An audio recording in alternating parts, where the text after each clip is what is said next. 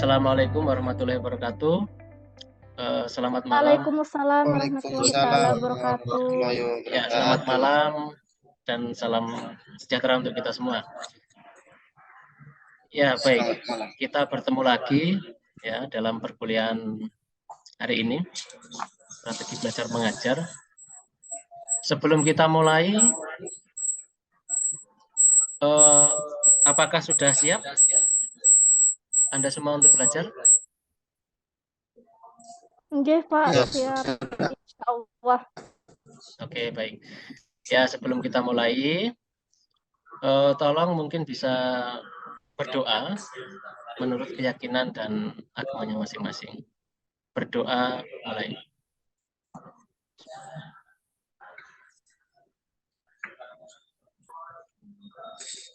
Oke, baik, selesai. Nah, baik, kita memasuki perkuliahan hari ini. Saya akan membuka PowerPoint dulu ya, untuk masuk ke dalam substansi perkuliahan. Oke, apakah sudah terlihat PowerPoint saya? Sudah, Pak. Sudah, Pak. Sampun, Pak. Oke, baik. Dalam materi di sini. Nah, pada pertemuan kali ini kita akan membahas terkait dengan komponen dalam model pembelajaran. Mungkin Anda masih ingat pada minggu lalu saya sudah menugaskan Anda untuk membaca ya, membaca kira-kira komponen model pembelajaran itu apa saja. Kemarin saya juga sudah share terkait dengan buku Model of Teaching ya, yang dikarang oleh Joyce and Will tahun 2013. Itu bagaimana, sudah dibaca bukunya? Ada yang sudah baca? Sudah, Pak. Oke. Ya. Sudah, Baik. Pak. Nah, kira-kira kalau sudah membaca, sebelum kita lebih jauh lagi membahas terkait dengan topik ini, kira-kira siapa yang bisa apa ya, menunjukkan atau mungkin menjelaskan, menyebutkan kira-kira komponen model itu dalam buku Joyce and Will itu ada apa saja? Nah, silakan, mungkin siapa yang bisa membantu? Saya, Sama-sama. Pak. Saya coba, Pak. Oh, Mbak Irani. Oke, silakan. Setelah membaca buku kemarin, kira-kira modelnya itu dalam komponen model itu ada apa saja? Ketika kita menerapkan sebuah model itu ada apa saja di dalamnya? Kira-kira. Ya, Pak. Saya coba menjawab, Pak. Oke. Komponen model pembelajaran ya, Pak ya. Ya. Ada sintaks, kemudian ada sistem sosial, kemudian prinsip reaksi, sistem pendukung, dan dampak pembelajaran, Bapak. Oke. Ya. Yang lain mungkin ada yang bisa melengkapi. Tadi Mbak Irani sudah menjelaskan, berarti ada lima komponen dalam model pembelajaran. Ketika kita menerapkan sebuah model, di situ ada sintaks, ada sistem sosial, ada prinsip reaksi, sistem pendukung, dan dampak pembelajaran. Tapi ada sedikit kurang lengkap. Siapa bisa melengkapi terkait dengan dampak pembelajaran itu apa saja gitu? Ya, ayo siapa lagi selain Mbak Irani berarti? Mungkin Mas. Izin, Pak. Oh, Mas Dedi. Oke. Baik, Pak.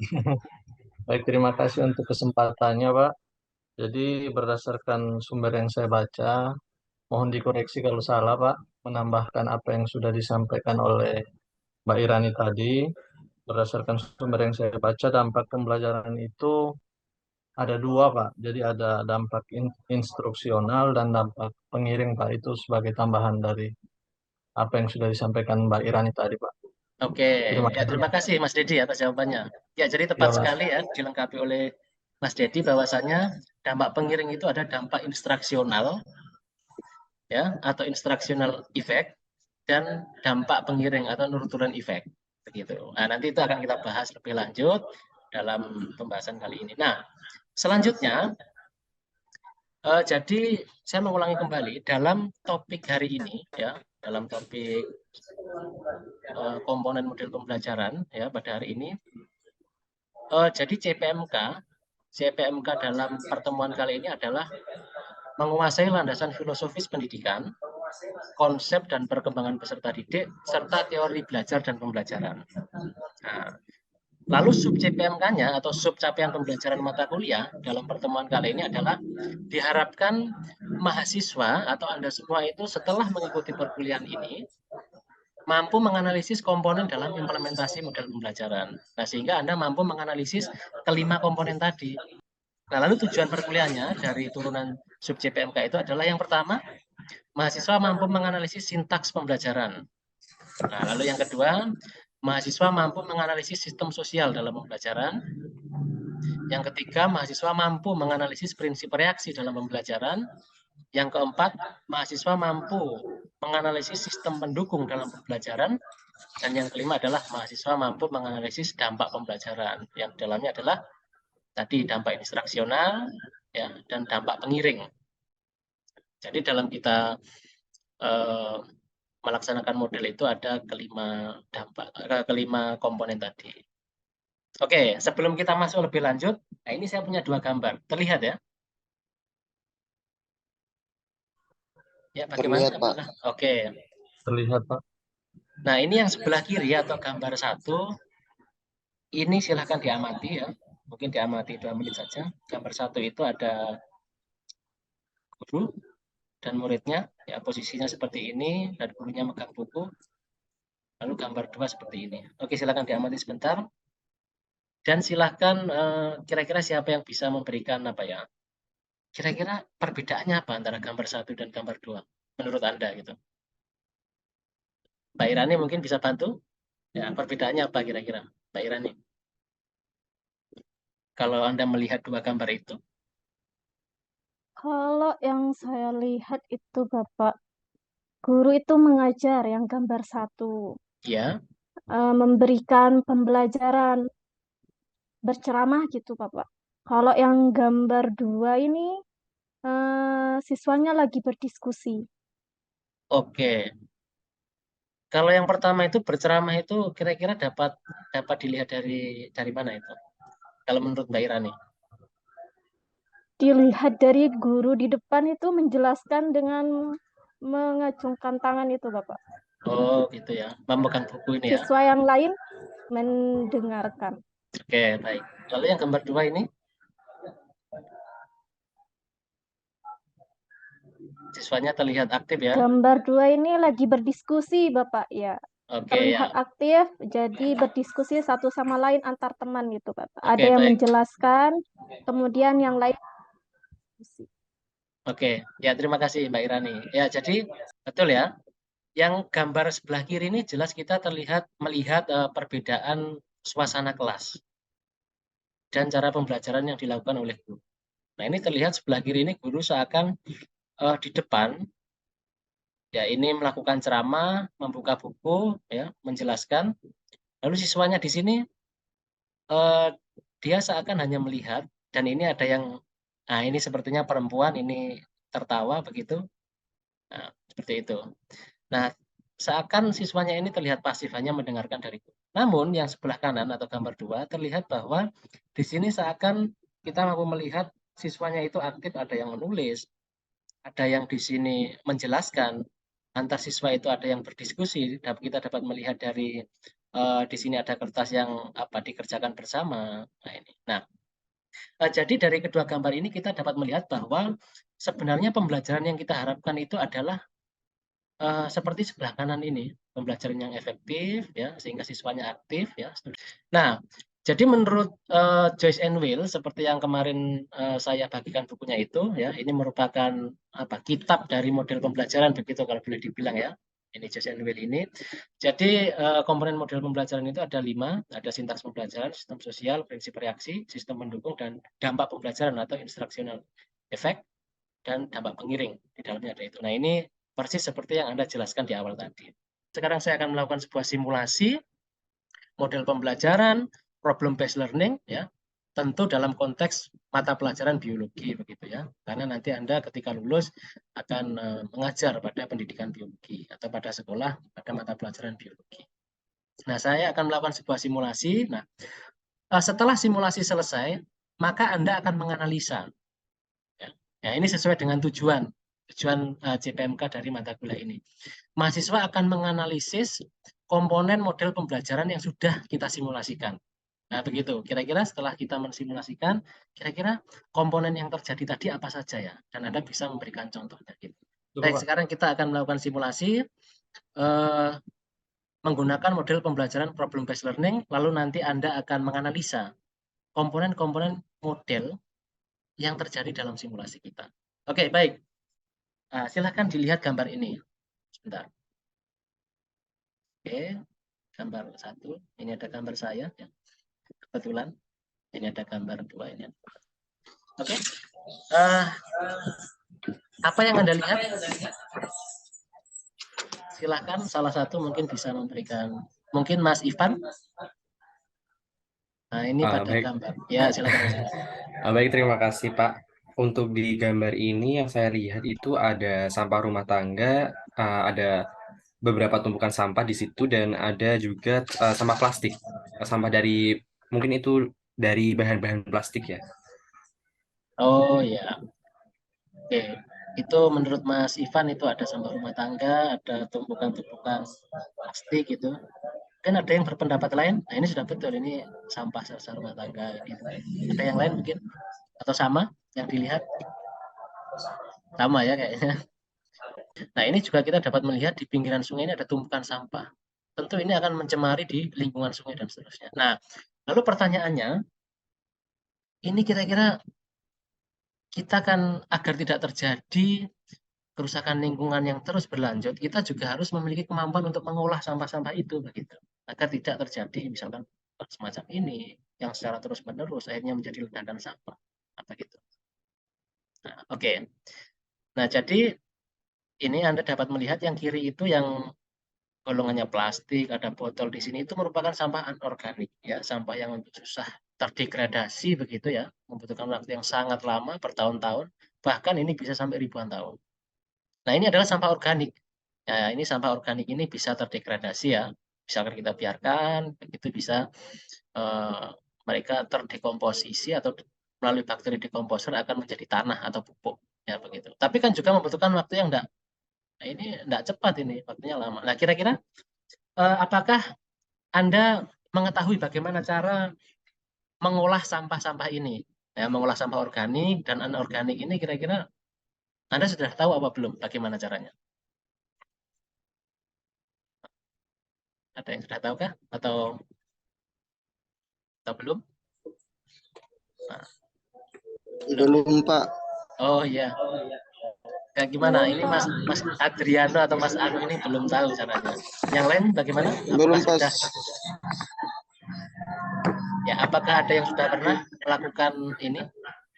Misalkan pengolahan atau mungkin mengurangi sampah dengan upayanya atau mungkin melakukan upaya-upaya untuk mengurangi ini. Belum Pak, belum Oke juga. ya. Mbak Rani belum juga.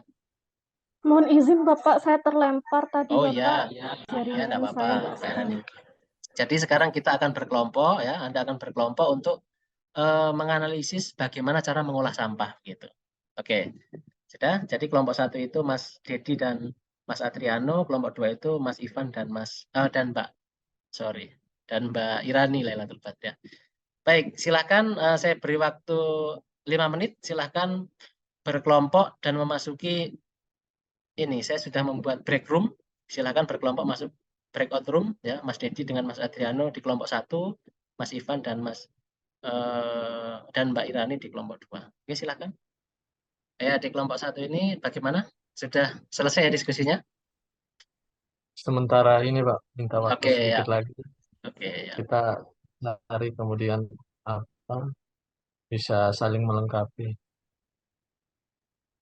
Oke, waktunya sudah cukup. Silakan kembali lagi ke room utama ya. Kita kembali ke room utama untuk mendiskusikan hasil diskusi di kelompok kecil. Oke. Ya, tadi Anda sudah berdiskusi ya di breakout room ya, kelompok 1 dan kelompok 2. Ya, baik, sekarang silakan bagaimana cara melakukan pengolahan sampah pada sampah anorganik. Ya, anorganik, silakan kelompok 1. Bagaimana? Silakan diwakili siapa? Baik Pak, Mas Dedi. Ya, silakan. saya mencoba untuk mewakili kelompok 1 Pak. Jadi setelah kami cari-cari di sumber, itu ada 3 metode yang digunakan untuk mengelola sampah anorganik Pak. Jadi yang pertama itu metodenya itu dikenal dengan istilah 3R, yaitu reduce, reuse, recycle Pak. Jadi reduce itu mengurangi produksi sampah.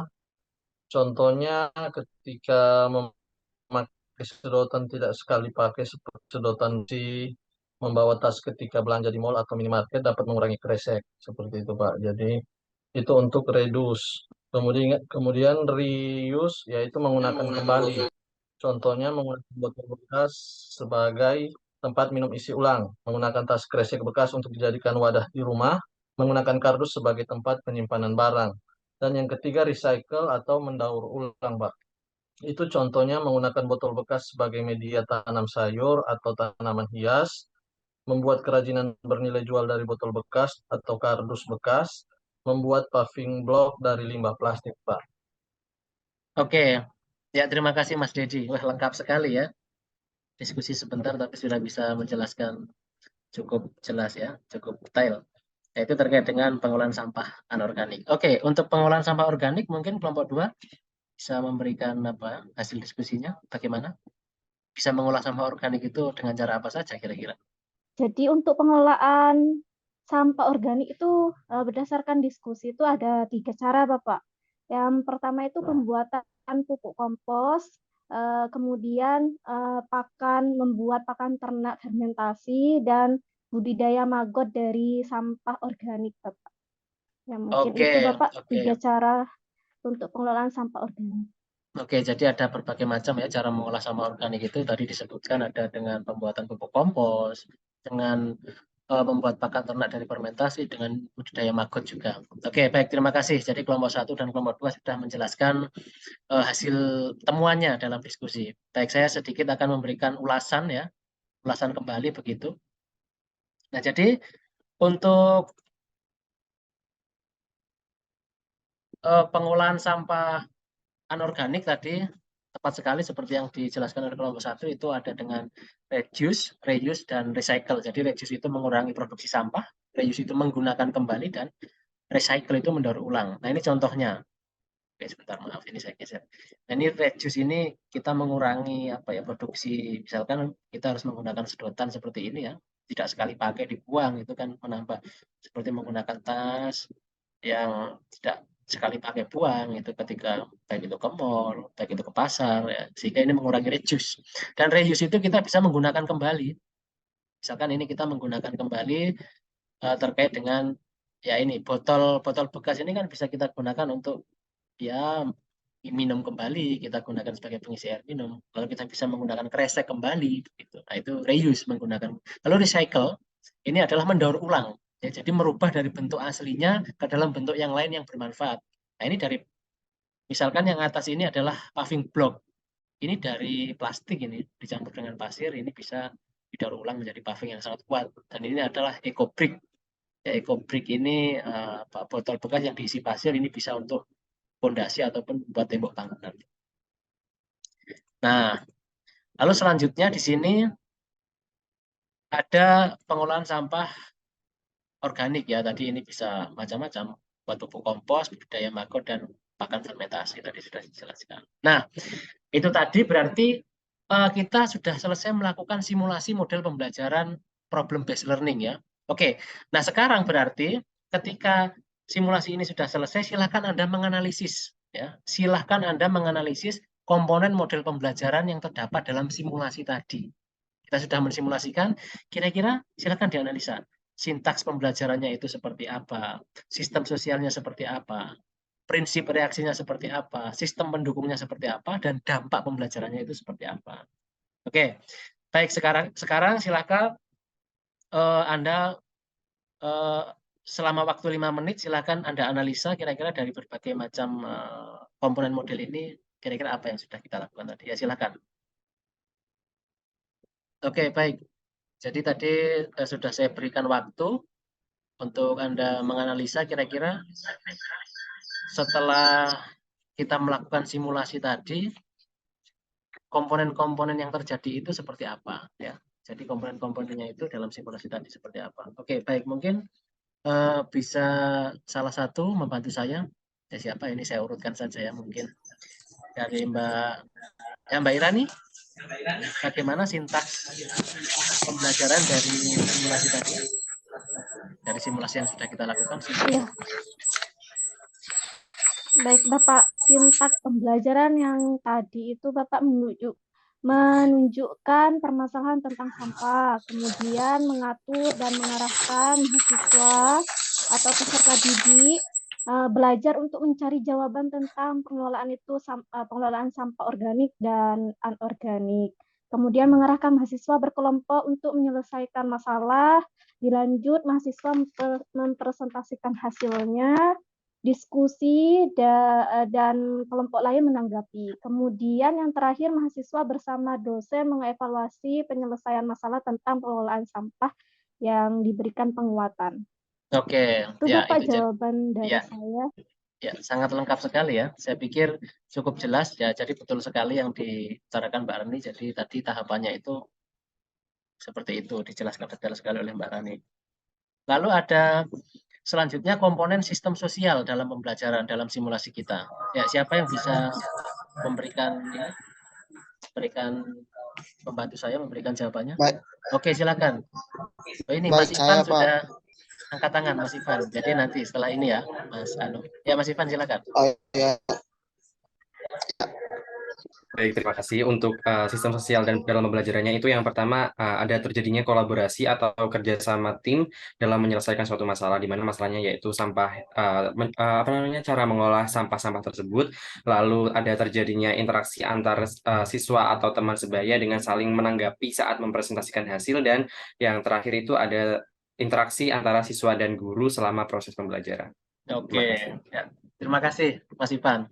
Ya, jadi sistem sosial itu tadi sudah dijelaskan oleh Mas Ivan, betul, dan itu merupakan hasil fasilitator oleh guru. Jadi guru harus bisa memfasilitasi agar terjadi sistem sosial itu, bagaimana terjadi kolaborasi, bagaimana terjadi interaksi ya antar siswa, misalkan. Nah itu.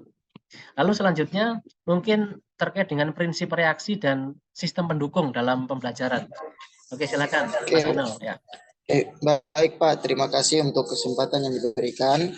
Ya, di sini saya mencoba untuk menjelaskan itu prinsip reaksi dalam pembelajaran. Yang pertama itu menjawab pertanyaan dari mahasiswa. Yang kedua, memberi respon positif atau pujian pada mahasiswa.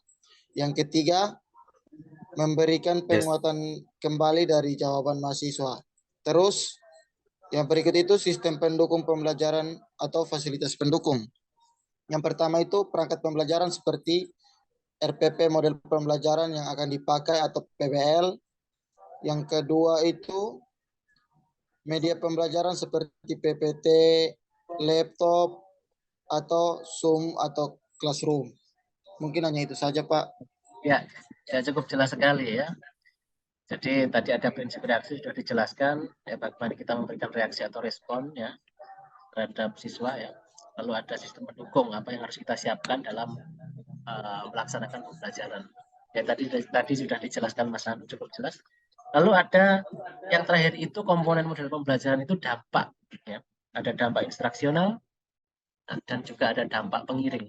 Oke, mungkin yang terakhir Mas Dedi bisa memberikan jawabannya. Silakan. Baik Pak, saya mencoba untuk menjawab dampak pembelajaran baik itu instruksional maupun dampak pengiring. Kalau instruksional tadi berdasarkan yang Bapak jelaskan, dampak langsungnya itu tentu setelah kita melalui proses pembelajaran pasti kita mendapatkan penguasaan terhadap materi tersebut. Kemudian untuk dampak pengiringnya, karena ada aktivitas pembelajaran seperti kerjasama kelompok dan diskusi, jadi mungkin bisa ada kompetensi atau kemampuan lain seperti bisa berdiskusi, kemudian berani untuk mempresentasikan, kemudian bisa menerima pendapat teman lain, Pak. Seperti itu. Oke, ya terima kasih Mas Dedi. Jadi sudah menjelaskan dampak pembelajaran yang sudah kita lakukan tadi dalam simulasi ya. Ada dampak instruksional dan dampak pengiring. Ya baik. Selanjutnya Ya, saya akan share screen lagi. Oke, apakah Anda sudah mengalami belajar pada hari ini? Iya, Bapak, mengalami belajar gimana komponen dalam model pembelajaran seperti yang dicontohkan simulasi melalui model pembelajaran PBL. Ya, bagaimana Mas Dedi mengalami belajar hari ini? Mengalami Bapak. Jadi Oke, ya. tadi mencari informasi kemudian mempresentasikan Pak. Oke, jika mengalami belajar, berarti kira-kira yang terakhir, komponen apa saja yang terdapat dalam model pembelajaran? Setelah kita simulasi tadi, komponennya apa saja? Silakan siapa? Mas Ivan, komponennya apa saja? Untuk komponennya ada yang pertama yaitu sintaks pembelajaran, ada sistem sosial dalam pembelajaran, selanjutnya ada prinsip reaksi dalam pembelajaran, yang keempat itu sistem pendukung dalam pembelajaran, yang terakhir ada dampak pembelajaran di mana dampaknya itu ada dua yaitu dampak instruksional dan dampak pengiring. Oke, ya, sip. Terima kasih Mas Ivan. Baik, jadi kita tadi sudah belajar tentang komponen dalam model pembelajaran ada 5, yakni ada sintaks pembelajaran, ada sistem sosial, ya, ada prinsip reaksi, sistem mendukung, dan dampak pembelajaran. Oke, baik, yang terakhir adalah saya akan memberikan penugasan pada Anda. Nah ini, silahkan Anda membuat catatan dalam Microsoft Word ya terkait dengan komponen model pembelajaran, hasil analisis komponen model pembelajaran tadi. Nah, tadi kan kita sudah melakukan simulasi, Anda menganalisa. Nah, itu komponennya silahkan dituangkan dalam bentuk Microsoft Word. Ya, ini individu. Lalu kumpulkan melalui Google Classroom ya pada pertemuan 6. Ya, deadline-nya adalah besok tanggal 12 April 2023 pukul 12 siang. Ya itu. Nah, itu linknya sudah saya cantumkan, nanti akan saya share di grup. Oke, cukup jelas? Bapak, jelas, Oke, Bapak. ya. Ya, jadi mungkin itu saja untuk perkuliahan hari ini ya, terkait dengan topik komponen model pembelajaran. Jadi, terima kasih atas perhatiannya. Mohon maaf jika ada kekurangan. Kita lanjutkan lagi minggu depan. Dan jangan lupa, tugasnya dikumpulkan paling lambat besok pukul 12 siang. Oke, terima kasih atas perhatiannya. Bisa kita akhiri. Wassalamualaikum warahmatullahi wabarakatuh. Waalaikumsalam warahmatullahi wabarakatuh. Terima kasih banyak, Bapak. Terima kasih Pak. Ya.